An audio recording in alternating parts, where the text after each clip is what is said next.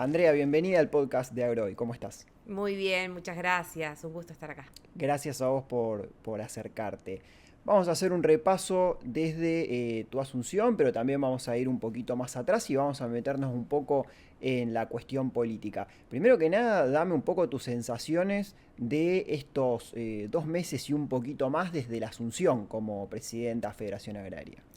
Bueno, en lo personal es un desafío todavía poder acomodarse y reacomodarse en esos espacios de tanta responsabilidad como es conducir una entidad como la Federación Agraria, pero han sido 2 meses muy intensos de actividades internas, también de actividades gremiales y con mucha expectativa de parte de la gente, del federado, con ganas de que estemos en el territorio, visitándolos, recepcionando, por supuesto, las preocupaciones, las ganas de construir. Hemos puesto el foco mucho en estos días en trabajar con los jóvenes dentro de la federación y ponerle un poco de músculo a la Federación Agraria, sobre todo pensando en el accionar futuro que vamos a tener seguramente gremialmente, pero también institucionalmente, ¿no? Para adentro. Y visitando cooperativas, visitando filiales. Así que hemos tenido 2 meses de mucha actividad, muy intensos, pero con mucha alegría también, porque genera ganas, a los que militamos durante muchos años dentro de la Federación Agraria, son desafíos que nos gustan y cuando hay recepción de parte de la gente, eso está bueno, genera una sinergia de trabajo interesante. Así que muy inquietos, no hemos parado en estos 2 meses y casi 2 meses y medio, no hemos parado de andar y de visitar filiales, cooperativas, también haciendo gestiones gremiales, por supuesto, que es lo que nos toca, y con muchas ganas. Ahora vamos al detalle de lo que viene, bueno, lo que resta del año y lo que viene para el año que viene, pero vamos un poco más atrás. Contanos quién es Andrea Sarnari, cuál fue tu primer contacto con el sector rural, con el sector agropecuario. Bueno, yo nací y me crié en el campo, así que desde que nací que tengo vinculación con el sector. De hecho, viví en el campo hasta los 18 años. Soy de Bolívar, la provincia de Buenos Aires, así que hasta los 18 viví en el campo a 30 kilómetros de la ciudad más cercana, que es Bolívar. Allí, bueno, vivía con mi familia en una chacra típica de pampa húmeda, agrícola ganadera, con todas las cuestiones que tiene una chacra familiar, digo, con las gallinas, chanchos, ovejas, vacas. Así que una vida hermosa, digamos, de contacto directo con lo que es la producción. Y en el gremialismo también, desde que nací vinculada de alguna manera a mi familia. Ya mi padre era dirigente de la Federación Agraria, mi abuelo también. Me crié dentro de una cooperativa agropecuaria, digo yo, porque mis primeros pasos fueron ahí. Cuando tuve que pensar terminaba la secundaria y pensar en poder estudiar algo, me gustaba derecho. Así que como todo joven del interior, también genera ese desarraigo de tener que pensar a dónde te vas a estudiar, qué hacer. Bueno, y entre idas y vueltas ahí terminé definiendo venir a Rosario a estudiar Derecho a la Universidad Nacional de Rosario, que tenía mucho que ver mi decisión con que la Federación Agraria tenía su sede central en Rosario y toda la vinculación gremial estaba acá. Yo desde los 13 años participaba activamente en el Centro de Juventud Agraria de Bolívar, así que ya tenía vínculo gremial desde los 13 años con la institución y definí estudiar Derecho en la Universidad Nacional de Rosario y elegir Rosario de alguna manera para sentarme y seguir en el vínculo con la Federación Agraria. Después estudié Derecho, me especialicé en Derecho Agrario, hice una maestría en entidades de la economía social que también tiene que ver con cooperativas y mutuales, Bien. ¿no? Así que toda mi vida profesional también la fui volcando al trabajo gremial de alguna manera y sigo siendo productora en Bolívar, seguimos teniendo nuestra chacra con mi hermano, tengo una sociedad con él y con mi madre. Bueno, soy productora ganadera, así que es como que toda mi vida transitó por dentro de la Federación Agraria desde diferentes lugares y roles. O sea, actualmente vos no perdés vínculo con tu actividad en Bolívar o estás más acá en Rosario y más teniendo que ver con la asunción de la presidencia. Las dos cosas, sigo, a ver, por supuesto que hoy, actualmente, con un cargo como es la presidencia de la Federación Agraria, con la sede en Rosario, uno está mucho más abocado a eso. y tengo la suerte de tener a mi hermano, que es el que se hace cargo de la chacra en el día a día. El campo necesita que uno esté encima de él todo el tiempo. Pero no dejo de estar vinculada, no dejo de ser parte, de ir a hacer las tareas cuando hay que hacerlas, de tomar las decisiones administrativas que hay que tomar todos los días. Así que mi actividad principal es esa, en lo privado, pero claramente hoy le dedico todo mi tiempo a la presidencia de la Federación Agraria. ¿Cómo es un poco, hoy estás un poco más afectada por la tarea institucional, pero cómo es un poco el día a día, el semana a semana del productor ganadero en Argentina? Y sobre todo en un sector como, en una zona como Bolívar. Bueno, depende de lo que uno también haga dentro de la ganadería. Nosotros nos dedicamos a hacer cría. Lo que tenemos es un sistema de cría de vacas, y terneros, por supuesto, porque es nuestro fuerte. No terminamos el ternero, es decir, cuando tenemos la cría vendemos el ternero directamente, así que lo que hacemos es el cuidado del animal. Bueno, ¿qué se hace en el cuidado del animal? No es tenerlos en el campo sueltos, digamos, y que se críen solos, sino que nosotros tenemos todo un sistema de alimentación por parcelas, así que es día por medio o todos los días, a veces depende cómo uno lo vaya haciendo, ir corriendo los animales de parcela en parcela, cuidar la sanidad del animal. Cuando hay terneros chicos hay que destetarlos, hay que cuidarlos, hay que engordarlos. Bueno, esa es la actividad que todos los días tenés que recorrer los animales, que tengan agua. Por supuesto cultivar las pasturas, porque hay que preparar los campos también para tener las pasturas. Un productor chico como nosotros, tenemos parcelas chicas separadas, entonces siempre hay que llevar un animal de un lugar a otro, cuidar de la sanidad, vacunar. Bueno, ese es el cuidado, y además el cuidado de la chacra puntualmente, porque seguimos teniendo las gallinas para juntar nuestros propios huevos, la lechera para ordeñarla y tener nuestra propia leche. Mi madre, que ya tiene 80 años pero sigue yendo al campo todos los días, también tiene su huerta. Entonces, bueno, el cuidado del campo es permanente, es todos los días, desde que sale el sol hasta que se esconde el sol, siempre hay actividades para hacer. Y me comentabas también de una familia afectada a la actividad institucional de Federación Agraria. ¿Qué diferencias o similitudes encontrás desde lo que vos viviste en tu casa con tus padres, con las actividades que tenían relacionadas a la entidad, con lo que estás viendo hoy, con lo que viste a lo largo de estos años? ¿Similitudes y diferencias entre aquella época y esta? Bueno, hay diferencias, muchas diferencias. Cuando yo nací, digamos, me criaba, era chica, vivíamos en el campo, teníamos una vida mucho más arraigada al campo puntualmente. Hoy las familias en general ya no viven en el campo, o muchas no viven en el campo. Lo quiero generalizar porque si yo hablo de mi zona, en mi zona todavía se da que muchas familias viven en la ruralidad, Bien. puntualmente en el campo. Pero en general eso ha cambiado, la gente vive más en los pueblos, y que tiene que ver con los reclamos que históricamente, o con lo que uno siente compromiso por lo cual trabajar dentro de la Federación Agraria. Ese desarraigo que se genera del campo hacia la ciudad, primero es hasta el polo más cercano, ahí el que tenés a un par de kilómetros, que tiene que ver sobre todo con los chicos cuando empiezan la escuela, ¿no? Cuando los nenes llegan a la edad escolar, y no tienen escuelas rurales cerca, o no hay caminos en condiciones para trasladarse todos los días desde el campo hasta el pueblo para ir a la escuela, termina la familia yéndose. Claro. Primero se van los hijos y la mamá, después se va el papá. Esos son procesos que desde los años 80 o 90 para esta parte se han ido produciendo y no han frenado nunca de suceder eso. Bueno, eso ha hecho que la mayoría de las familias estén viviendo en localidades o pueblos donde tienen escuela, tienen salud, tienen telefonía, tienen conexión a internet. Hoy hay otras cosas que también en mi época, digo, que yo vivía en el campo, no eran necesarias o no estaban, porque no existía el teléfono, digo, cuando yo vivía en el campo. Entonces, hoy hay otras necesidades que hacen que las familias rurales que no tienen todos esos servicios terminan yéndose a la ciudad. Ese es el primer desarraigo que sufrimos la gente de campo.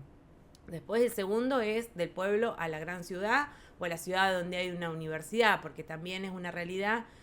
Yo tengo 49 años y soy de una generación en que empezamos, los hijos de productores, a poder acceder a la universidad pública, por ejemplo, y a tener una profesión. Pero después es algo natural, normal y bienvenido sea, que todos queremos profesionalizarnos o mejorar. Y cuando en los pueblos quieren los chicos estudiar, tienen que emigrar a las ciudades, donde están las universidades. Y ese es el segundo desarraigo, porque de los que se van, muy pocos vuelven al territorio. Hoy se está dando un proceso por ahí diferente, que creo que tiene que ver con esto, con la accesibilidad también a determinados servicios, como puede ser internet, luz eléctrica, mejores rutas o más conectividad. Bueno, creo que hay que trabajar, y la Federación Agraria siempre ha trabajado por eso, por lograr el arraigo nuevamente, no solo al campo, sino a la ruralidad. Siempre decimos que lo importante es el desafío de que los pueblos del interior crezcan y se desarrollen, más allá de si uno vive en el campo o vive en el pueblo, pero está ahí vinculado con el medio. Vos me preguntás qué ha cambiado. Bueno, ha cambiado mucho esto de que hoy mucha gente no vive ya en el campo. Bien. Y que tiene que ver con estos desafíos. Yo estoy convencida que si uno en el campo tuviera los mismos servicios y las mismas posibilidades, bueno, la gente viviría mucho más en el interior. Lo que pasa es que hoy no están las posibilidades. Esa es una realidad.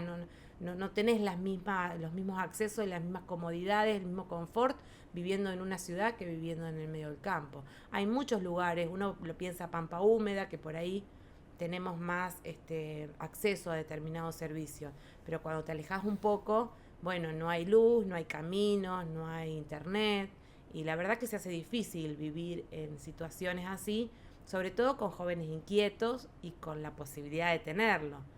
Bueno, esos son los desafíos que como Argentina, en un territorio tan vasto y tan diverso, creo que las políticas públicas tienen que apuntar a generar ese desarrollo, esa prosperidad en el interior, esa igualdad de condiciones y de oportunidades para poder generar arraigo.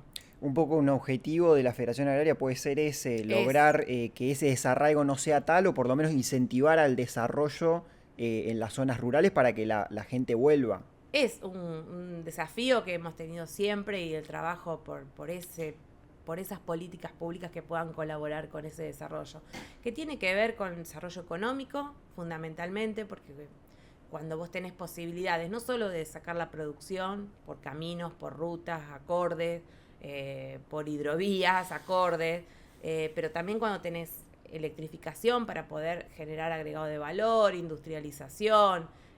Pensar en una planta de silos tiene que ver con que haya electricidad y se pueda mover la planta de silos.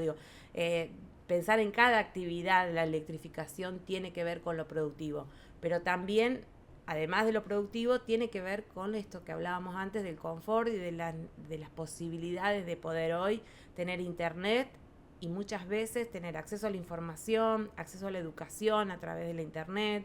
Es decir, genera todo un desarrollo que no es solo económico o productivo, y eso es lo que apuntamos desde la Federación Agraria.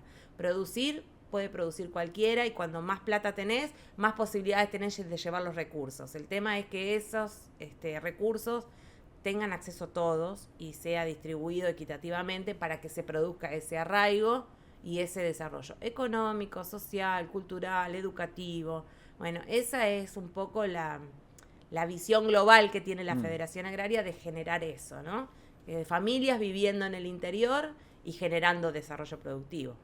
¿Qué recordás en términos personales de esa experiencia de venirte a estudiar a Rosario, de sensaciones respecto a esto, del desarraigo, de tener que empezar a constituir nuevas relaciones, arraigarte acá a Rosario? ¿Qué recuerdo tenés de esa época? Bueno, para mí fue motivador igual, ¿no? Yo no lo sentí como un desgarro, ¿no? Pero porque el vínculo mío con la ciudad de Rosario ya venía de antes.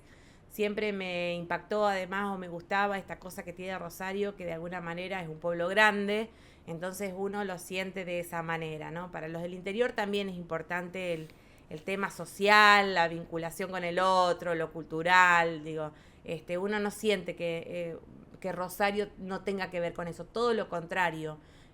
Cuando hablamos de Rosario en el sector agropecuario o productivo, siempre pensamos que de alguna manera es la capital productiva del interior, ¿no? Y es esa ciudad que tiene una mezcla entre cosas de ciudad más grande, pero también que tiene mucho que ver con la idiosincrasia de la gente del interior.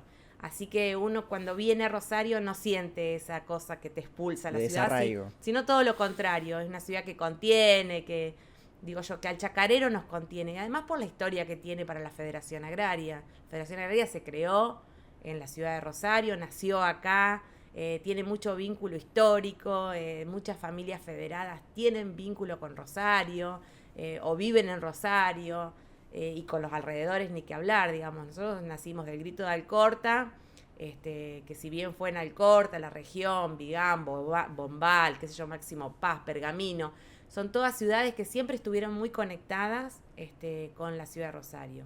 Y la creación de la Federación Agraria fue acá, nuestro primer edificio histórico, que hoy es la Sala Labardem, lo construyó la Federación Agraria y estaba pensado, mira vos, como un hotel, eso era un hotel en realidad, donde los chacareros venían a las reuniones de la Federación Agraria y se alojaban ahí había lo que hoy es el teatro, una sala para hacer las reuniones, se funcionaba todo lo que era el diario La Tierra, es todavía hoy nuestro diario de comunicación. Quiero decir con todo esto que hay un vínculo que hace que, por ejemplo, lo personal yo me haya venido porque me sentía contenida y un poco en casa. Sentía una cercanía ahí con Rosario. Tal cual, con lo cual no lo sentí con tanta dificultad. Una dificultad que sí sufrí mucho fue que en toda mi época de estudiante, por ejemplo, no hay conectividad entre Rosario y Bolívar.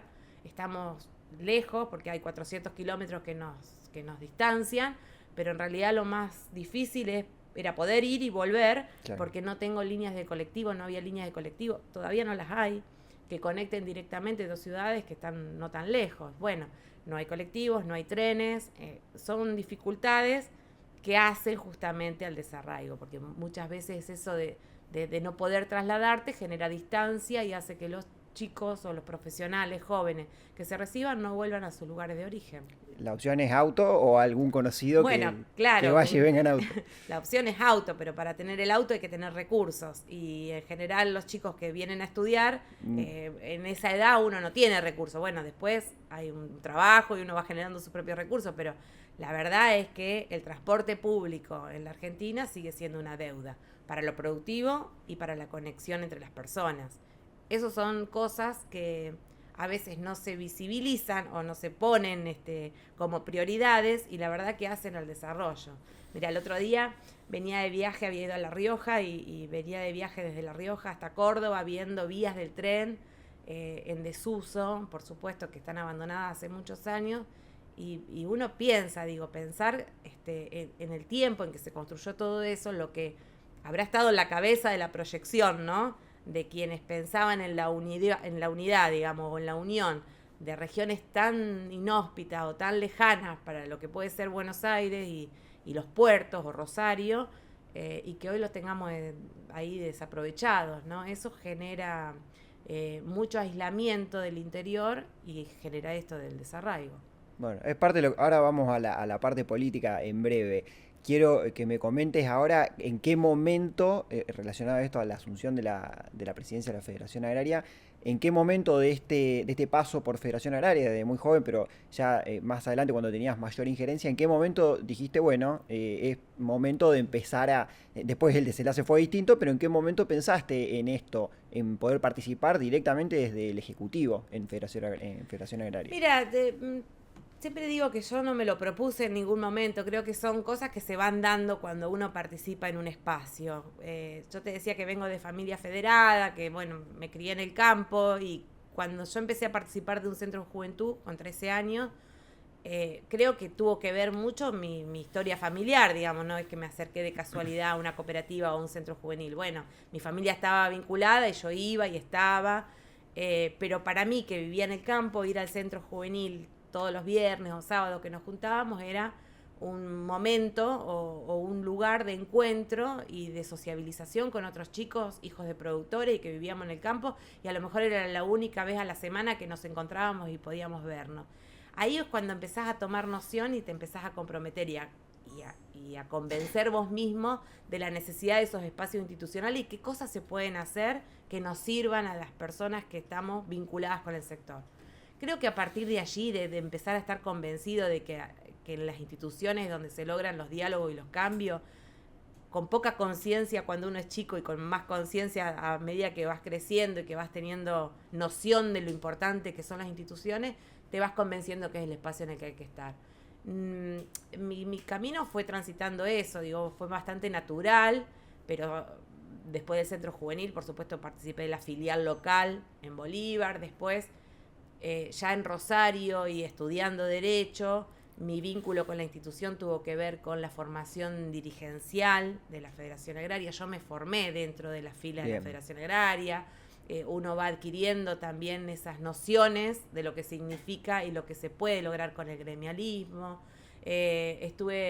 Participé muchos años y estuve como coordinadora de la Fundación Federación Agraria, que es el lugar institucional nuestro donde, además de formar jóvenes y de tener la escuela de formación dirigencial, también se desarrollan proyectos productivos, entonces, para ayudar a los federados, ¿no?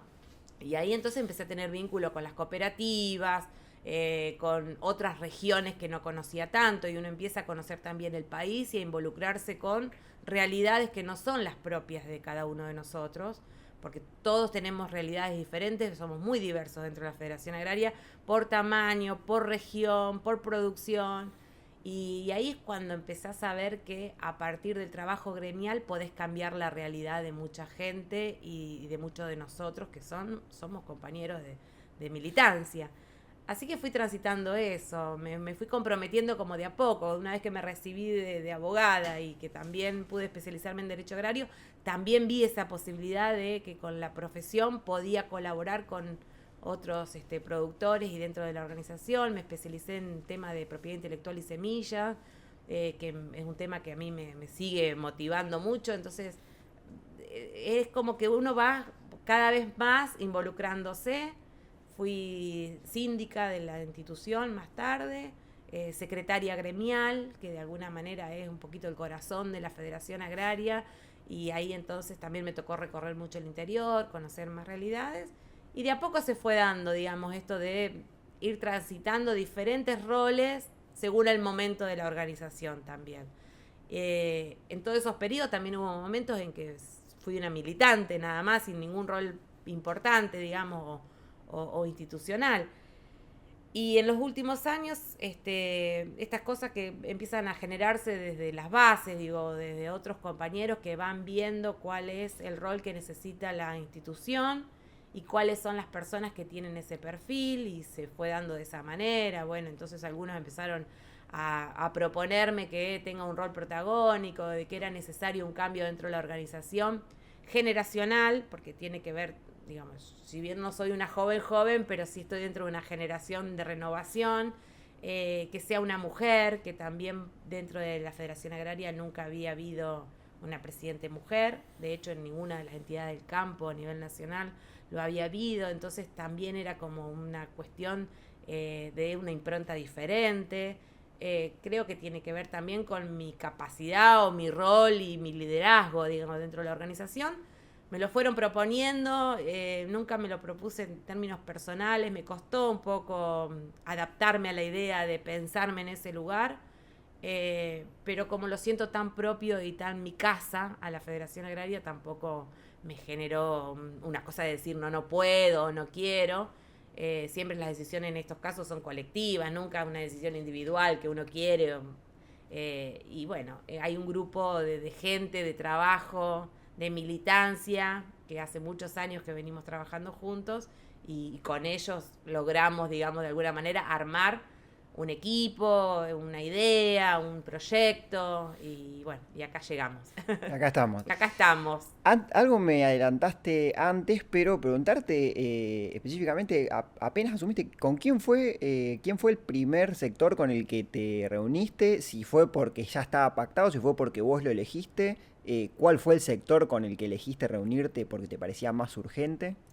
Con los primeros que me junté, ni bien asumí, fue con los propios federados, que es lo que nosotros le llamamos el complejo federado, que es Agricultores Federados Argentinos y la Mutual Federada 25 de Junio Federada Salud.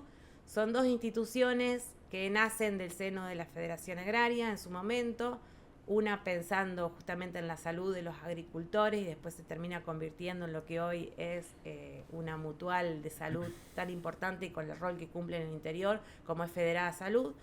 Y el otro es una cooperativa que también se pensó dentro de la Federación Agraria como ese brazo comercial necesario para que el productor no solo tenga un espacio gremial de lucha, de propuestas, sino que pueda asociativamente conseguir mejores condiciones para comercializar y comprar insumos.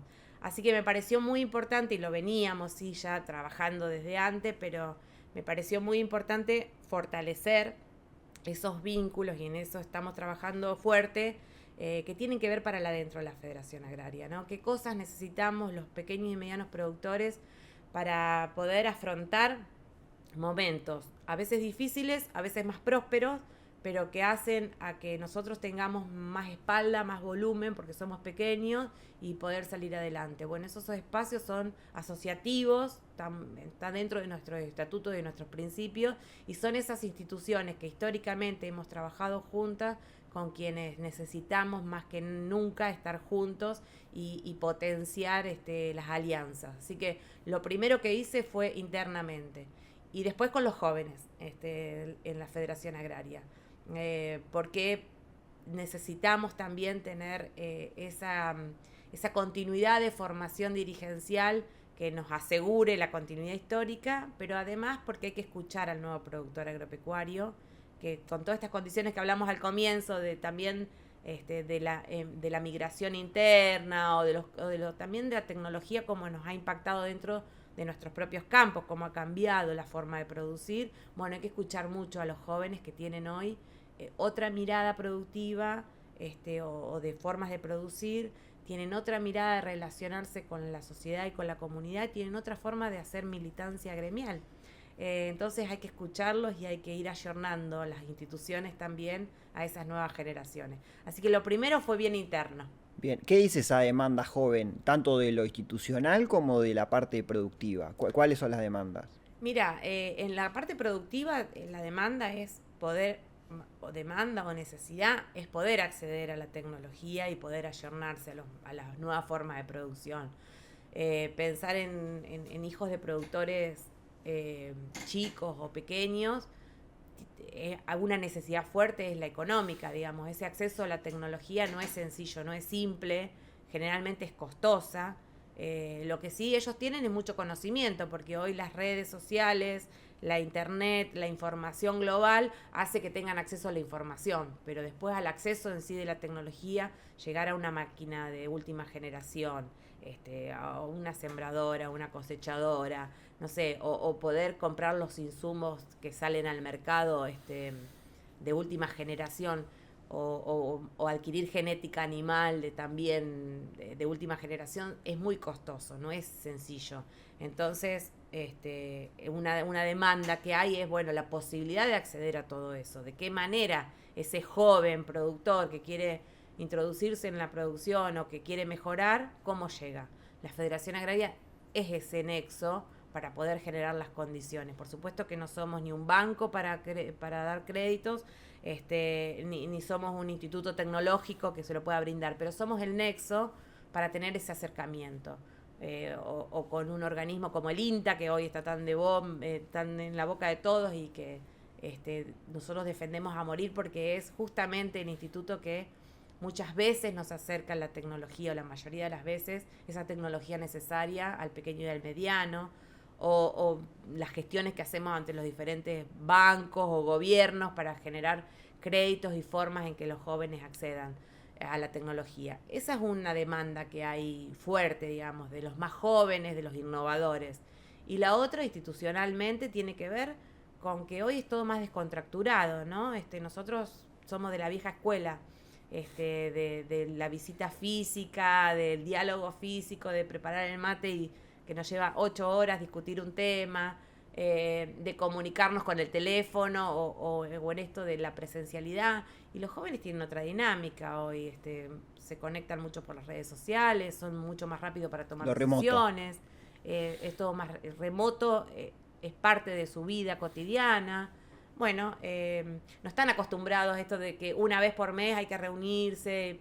No, tienen otras dinámicas. Bueno, creo que hay que hacer conjunciones ahí. Un Pero híbrido. un híbrido, pero escucharlos, sí, sobre todo en esto. Y tienen otras, también cosas en la cabeza más modernas, digo yo, o innovadoras, que son cosas que se vienen en el futuro. Ellos están preocupados muchos por el cambio climático, están preocupados por producir y generar, qué sé yo, captura de las huellas de carbono, cosas que a nosotros, o mi generación, ni se nos cruzaba por la cabeza. Bueno, esas cosas son las innovadoras que Que hay que se pueden ir escuchar. incorporando. Claro. Respecto, me quedé pensando, el tema es interesante.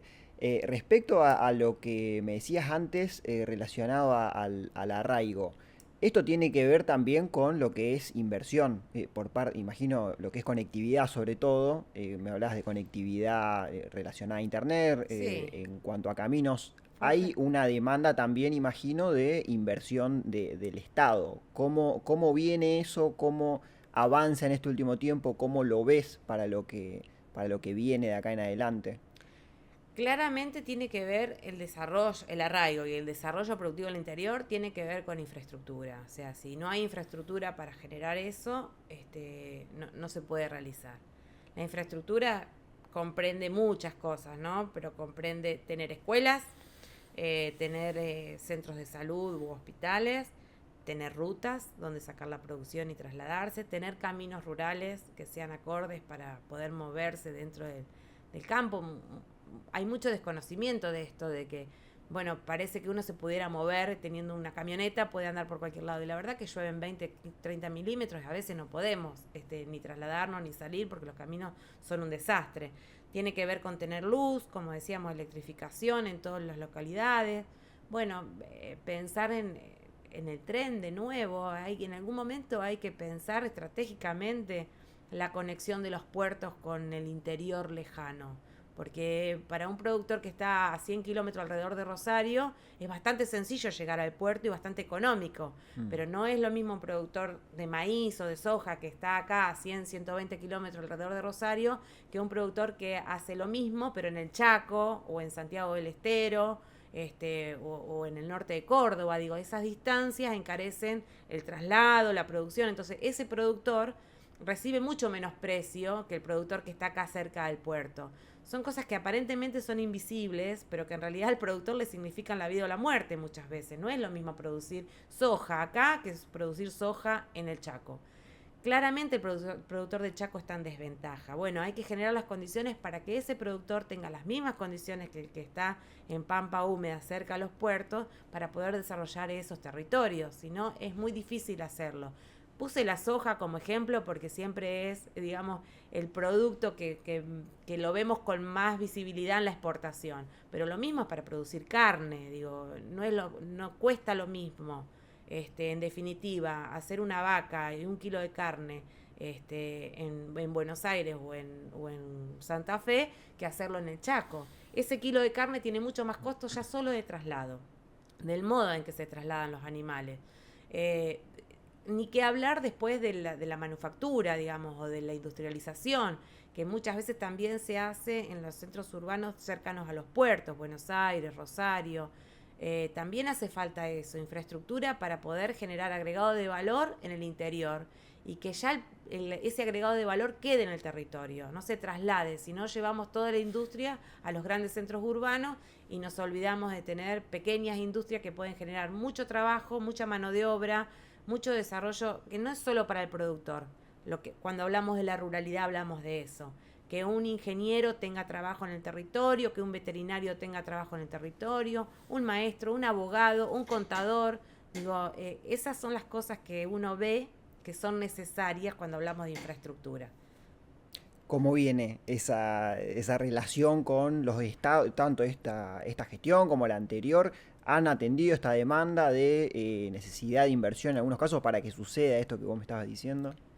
Claramente no hay una política de Estado que contribuya a eso y no es de ahora, es de hace muchos años, digo, de muchos años, desde que desmantelaron el tren, de alguna manera para adelante hemos visto que cada vez retrocedemos más. las rutas están en mal camino, no hay trenes como decíamos, no hay conectividad de colectivos, los medios de transporte, digo, no hay aéreos para viajar, accesibles también para la población argentina, no hay industrias que se estén, o que haya fomento industrial para el interior. Digo, en una política en general, en una política de Estado que trascienda a los gobiernos. Eso no lo tenemos. Creo que falta todavía de adultez, digo yo, de los argentinos, de poder sentarnos en una mesa y planificar a mediano y a largo plazo de qué manera nos vamos a desarrollar y que trascienda a los gobiernos. Y lo vemos comparado con nuestros países vecinos, como sí lo han logrado, lo están logrando. Brasil es un claro ejemplo. Cómo decimos, nos está pasando el trapo en producciones como la ganadera o la agrícola misma, donde ellos tienen una planificación y han podido empezar ese camino y claramente han crecido mucho más comparativamente que nosotros. Esa es una deuda que tenemos y que el Estado argentino tiene. Por supuesto que hay realidades por ahí distintas, depende también cada provincia, hay provincias que ponen más foco en eso, hay provincias que ponen menos foco, y que es necesario que acá todos los estados estén en consonancia, los municipales, los provinciales y el nacional. Si no, es muy difícil que eso se lleve adelante. Y no hay una política que tienda a ese desarrollo. Hay algunos por ahí, algunos programas o algunas cosas muy aisladas, pero no hay una planificación estratégica. Después, más allá de la inversión directa, hay algunas cuestiones, vos mencionabas el tema del INTA, que obviamente afecta al campo. Se dio en este año también casos de cierres de sucursales de Banco Nación en La Pampa, que para los productores quizás es muy importante. Esos ejemplos también dan cuenta de la importancia que tiene el Estado para el sector, sobre todo en el interior. Sí, claramente. Nosotros desde la Federación Agraria siempre decimos que necesitamos claramente del Estado, de un Estado virtuoso. Por supuesto, lo que no queremos es un Estado corrupto, un Estado ineficiente, un Estado bobo, digamos, que no esté presente. No, eso no lo necesitamos. Necesitamos un Estado activo, un Estado virtuoso, que acompañe al productor con políticas activas. Bueno, nos vamos de un extremo a otro, pareciera, en este país, y eso es lo que nos falta cuando decimos, bueno, políticas a mediano o largo plazo que establezcan hacia dónde queremos ir estratégicamente. Entonces, de acuerdo a eso, ¿qué Estado necesitamos? Esas discusiones hoy se están dando, porque, bueno, claramente el gobierno nacional, y hablando del gobierno nacional, tiene esta idea de achicar el Estado en su máxima expresión, y el retiro del Estado es una constante, o por lo menos está dentro de sus programas y se avanza en ese sentido. Bueno, nosotros decimos, a ver, estamos de acuerdo en que hay muchas cosas que hay que mejorar, que hay que ajustar en términos de ser más eficientes, pero no es disolviendo el Estado o retirándolo la manera, sino es pensándolo de una mejor manera. Y con el INTA nos pasó esto, o está pasando de alguna manera, que creemos que probablemente haya que pensar un INTA diferente, porque los tiempos también han cambiado. Ahora, de pensarlo distinto a retirarlo al INTA, bueno, hay un espacio muy grande y una discusión eterna, ¿no? Ahí, y creemos que el INTA que es uno de los organismos, además del Estado, que más eficiente es. Es un ejemplo a nivel mundial. Para nosotros podemos dar acabados ejemplos todo el tiempo de cosas que hace el INTA y que sirven para los productores, y acá no hablamos de pequeños y medianos solamente, porque el INTA trabaja con todos los segmentos de productores y con todos los segmentos de la producción, y para la Argentina lo que significa. Entonces, no es el modo retirándolo de ese espacio, ni sacándole recursos, sino que es justamente ajustando los recursos que haya que mejorar, pero no retirándolos. Por eso resistimos mucho a los cambios importantes dentro del INTA, que tiene que ver con el desprendimiento, sobre todo, o de personal idóneo, que hay gente que viene trabajando en líneas de investigación de hace muchísimo tiempo, y eso no se reemplaza de un día para otro, digamos. No es que saco un ingeniero que viene trabajando en una línea y pongo otro. Bueno, son procesos que se ha invertido mucho, que se invierte mucho, y que no se pueden desmantelar de un día para otro. Y además el tema de las tierras, bueno, que por suerte hoy pareciera no estar en discusión, pero tampoco es, digamos, las tierras, uno puede andar por el INTA en el interior y ver que las tierras son productivas, que efectivamente se realizan investigaciones, producciones.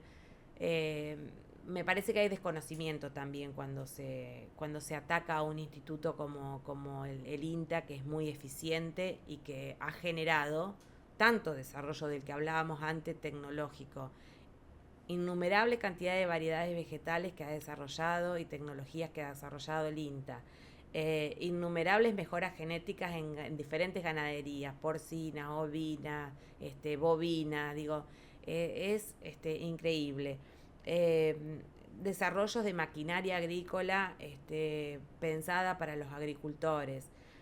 No sé, podemos mencionar tantas cosas, pero además el INTA está en regiones donde no hay empresas privadas que vayan a invertir en el desarrollo de determinadas producciones, porque no son de interés para la mega empresa o para la mega industria, sino que son de interés para el desarrollo local, en muchos casos, como son en general economías regionales.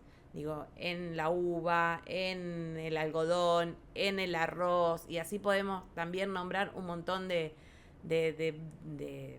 producciones que tienen arraigo territorial y regional. El INTA es muy importante y por suerte creo que todo el sector productivo estamos en ese sentido defendiéndolo desde el mismo lugar, porque te vuelvo a repetir, no es solo importante para nosotros los productores, sino para el desarrollo de la Argentina. Después el Banco Nación también claramente que es un instrumento donde el Estado justamente, claramente se marca que esa presencia del Estado en el territorio es trascendente para el desarrollo. En La Pampa hubo un avance por cerrar 9 sucursales que afortunadamente se retrocedió. Hicimos una acción gremial ahí, las entidades del campo importante que logramos que se retrotraigan en esa decisión y finalmente no se cerraron, porque son 9 sucursales que no solo es el banco al que uno va a depositar plata y a sacar plata. Digo, todo lo que genera. Para el productor es el Banco Nación es el instrumento que está en todos lados. Y además ha sido la banca de fomento y de desarrollo productivo históricamente y es la que necesitamos. Cuando hay necesidades, cuando hay momentos críticos, la única banca que está del lado del sector productivo siempre es la banca pública. La banca privada, si es negocio está, y si no es negocio no está. Es así de corta, digamos. Y además no está en todos los pueblos la banca privada. El que está en todos los pueblos, al que uno puede ir a pagar impuestos, cobrar sueldos o pedir un crédito, es el Banco Nación. Y además genera también trabajo local, ¿no? Para la gente de cada uno de los pueblos. Esa es la presencia del Estado que necesitamos. No queremos ni que nos regalen nada, ni que subsidien nada. Digamos, lo que necesitamos es desarrollo y que el Estado cumpla esa función que el sector privado muchas veces no lo cumple. O lo cumple de acuerdo a las necesidades puras y exclusivamente de cada empresario, que está bien, cada empresario hace con su empresa lo que quiere y como quiere, pero el Estado tiene la obligación de estar en esos espacios. Bueno, más allá de estas decisiones, lo que es el modelo económico que está planteando el gobierno, ¿crees que tiene en cuenta el sector? ¿Crees que es un poco una continuidad en algunas cuestiones en relación a cómo se comporta el gobierno, cómo se comporta la gestión nacional para con el campo? Desde el sector primario, digamos, cuando hablamos de campo, no hemos visto ningún cambio ni ninguna transformación grande en un año de gestión que lleva este gobierno, digamos. Hay una continuidad claramente del modelo anterior. No ha habido una decisión estratégica que diga, bueno, vamos por otro camino o le buscamos otra salida. La verdad que las medidas que se han tomado, que algunas son positivas, como por ejemplo que se han desburocratizado muchos trámites que tienen que ver con lo sectorial, sí benefician mucho más a la industria o al exportador que no al productor primario. A nosotros no nos ha cambiado la vida la desburocratización de algunos trámites. Sí, algunos tienen algún efecto, pero mucho más que eso no podemos decir que ha habido políticas activas para con el sector.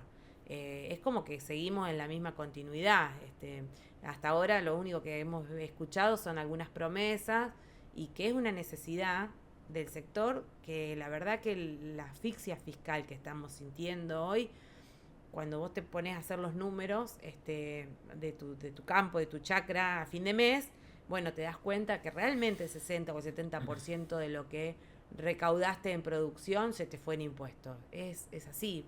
Tenemos los impuestos provinciales, los impuestos nacionales y las tasas municipales. Todo eso nos lleva entre el 60 y el 70%.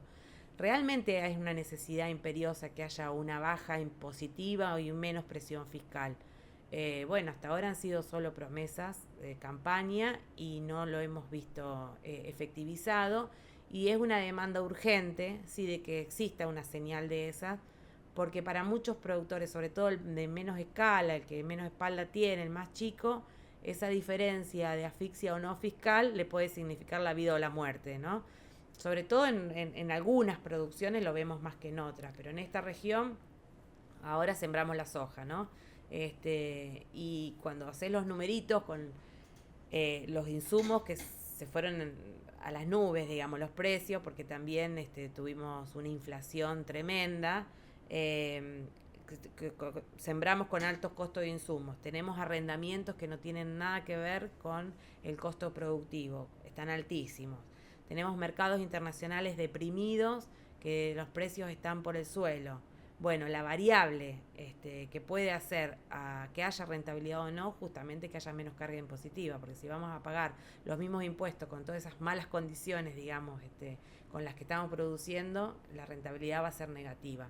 Y ahí es donde se empiezan a ver los efectos que no se ven ya todavía, porque no hemos levantado la cosecha, pero cuando uno empieza a levantar la cosecha y no te alcanza para pagar los insumos que sacaste a cuenta, tenés que pagar todos los impuestos, tenés que pagar el alquiler, y por algún lado siempre se achica, y se achica por el que menos tiene espalda para aguantar. El reclamo en tema tributario sigue siendo, está focalizado en gran medida en tema retenciones todavía. A nivel nacional sí, porque es un impuesto que distorsivo, que lo pagamos los productores y en realidad no lo tendríamos que pagar, que es discrecional, porque el Estado Nacional, esto lo sostenemos hace 20 años, que tenemos 22 años que tenemos retenciones, lo usa de manera discrecional y no vuelve al territorio. Ese es lo peor que le pasa con las retenciones, digamos, a la Argentina. De lo que hablábamos antes, no vuelve en escuelas, no vuelve en rutas, no vuelve en conectividad, no vuelve en salud. Son recursos que cada gobierno nacional dispone y hace lo que quiere con esos recursos. Entonces las provincias no lo ven porque no vienen los recursos provinciales, los municipios no lo ven porque no es coparticipable. Entonces ese es el reclamo más fuerte que tenemos, no solo por lo que impacta al productor directamente en términos de presión impositiva, sino por el destino final de los recursos. Son recursos que se van de nuestros pueblos y que no vuelven de ninguna manera.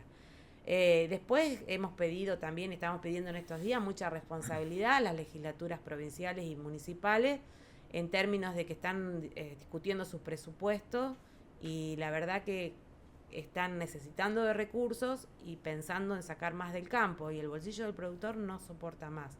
Así que los reclamos van para todos los sectores del Para Estado. todos los estratos. Sí. ¿Por qué crees que pasan las gestiones, está la promesa de la quita de retenciones, no se da?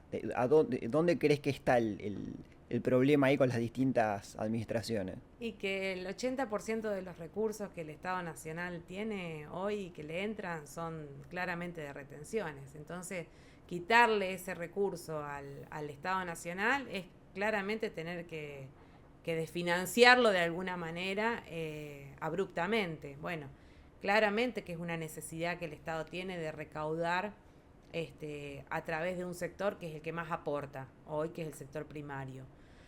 Nosotros lo venimos sosteniendo desde hace mucho tiempo. Claramente no se pueden, con el esquema que hoy tiene de recaudación el Estado a través del impuesto de las retenciones, claramente no se puede sacar de una y de financiar el Estado Nacional, que necesita de recursos.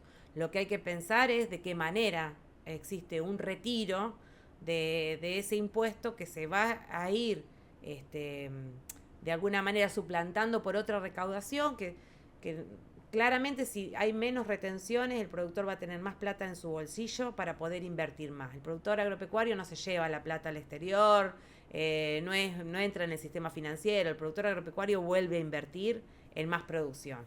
Entonces, si hay menos retenciones, va a haber más plata para invertir y esa mayor inversión va a redundar en mayor producción que termina pagándose en el impuesto a las ganancias, si hay más producción y hay más rentabilidad. Y el impuesto a las ganancias lo que tiene es que es coparticipable y vuelve a las provincias, entonces vuelve a los territorios. Es una forma en que si uno lo va haciendo de manera despacio, digamos, no tiene por qué generar ese impacto grande en el Estado Nacional de recaudación. Y por otra parte, lo que decimos es también hay que fijarse a qué productores y qué sector de la producción está más necesitado del alivio fiscal. Claramente, cuando hablamos de pequeños y medianos, somos los que más asfixia tenemos por menos capacidad económica. Entonces también se puede hacer de manera escalonada, que es lo que hemos propuesto desde la Federación Agraria, donde el mayor impacto esté en las primeras toneladas que se eximan del impuesto a las retenciones, las primeras toneladas, cosas que el productor más chico tenga más efecto en su bolsillo y el productor más grande lo va a ir sintiendo a medida que va creciendo ese escalonamiento. Entonces, ir acompañando ese escalonamiento de tal manera que se vaya sintiendo más en los estratos que más lo necesitan con urgencia y que de a poco ese escalonamiento llegue al 100% con retiro total de las retenciones. Bueno, hay que pensar estrategias, hay que pensar plazos. Nadie está diciendo que las tienen que sacar ya, que sería lo ideal para el productor y para el sector, sí, claramente, pero también somos conscientes de que somos el sector que más aporta al Estado Nacional y que, bueno, es necesario el recurso también para poder salir de este endeudamiento que tenemos y que, a ver, el sector, yo quiero dejar en claro esto. Como sector nosotros hemos sido muy solidarios durante muchos años. En el 2002, cuando nos pidieron de alguna manera imponer las retenciones porque estábamos en un momento social muy difícil, nadie dijo que no. Todo lo contrario, las retenciones empezaron como ese impuesto momentáneo y de momento, simplemente para salir de una situación crítica como la que veníamos del 2001. Bueno, hoy los que estamos en crisis somos los productores, sobre todo los chicos y los medianos. Estamos diciendo, bueno, todo este aporte que hicimos durante 22 años, la verdad que hemos demostrado bastante solidaridad con el resto de la sociedad. También necesitamos que vuelva a nuestro sector porque los que estamos asfixiados hoy somos los que estamos generando la producción. Y aunque no seamos los más importantes, los únicos, porque el productor agropecuario no es el único que genera recursos ni bienestar para la Argentina, somos todos los argentinos, digo, pero somos el primer motor ese que le pone la llave por la que arranca la economía argentina. Entonces, denos también esa señal a los productores de que podemos seguir siendo la llave que le ponga en marcha el motor a la economía argentina. Esto que mencionabas de hacer que el tributo caiga de manera progresiva, es la famosa segmentación, es la alternativa que proponen de Federación Agraria para ir quitando el tributo de la retención. Exacto, sí, es una forma, digamos, nosotros no le decimos segmentación en sí, porque lo que estamos pensando es no segmentar por tamaño solamente de productores, sino que lo que proponemos es un escalonamiento en el retiro. Empezar por 400 toneladas eximidas del impuesto, por 1000 toneladas, cosa que afecte a todos los productores, pero claramente el que más impacto va a tener es el más pequeño, ese es el que más beneficio va a sentir. Como en todo, digamos, cuando uno tiene menos presión fiscal, el más chico lo siente más, que cuando, digamos, la escala hace a la diferencia entre que sea más costoso algo o menos costoso.